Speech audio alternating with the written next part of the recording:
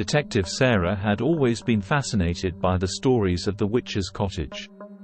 It was an old, dilapidated house at the edge of town that had been abandoned for years. The locals whispered that it was cursed, that strange things happened there. And now, a series of murders had taken place in the town, all linked to the cottage. The police were stumped, and Sarah was brought in to help.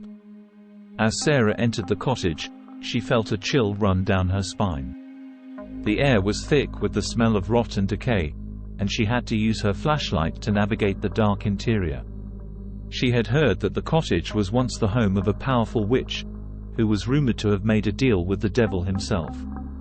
No one knew what had happened to the witch, but her legacy lived on in the form of the curse that seemed to hang over the cottage. As Sarah searched the rooms, she found evidence of the killer's presence. There were dark stains on the floor, and the walls were covered in strange symbols. But there was something else too, something that made her skin crawl. In the basement, she found a room filled with jars of what appeared to be human organs. Sarah realized that the killer was using the witch's cottage as a hideout, a place to store his victims' body parts. She had to act fast before he struck again. But as she searched for clues, she heard a noise behind her.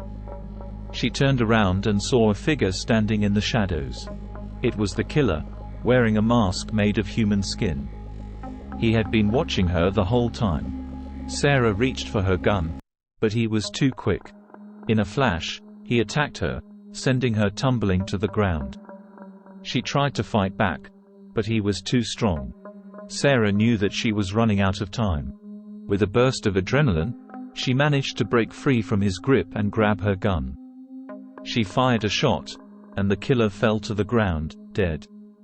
As Sarah emerged from the cottage, she realized that the witch's curse had been lifted. The killer had been the source of the evil that had plagued the cottage for years. She knew that the town could finally rest easy, knowing that the terror had been put to an end.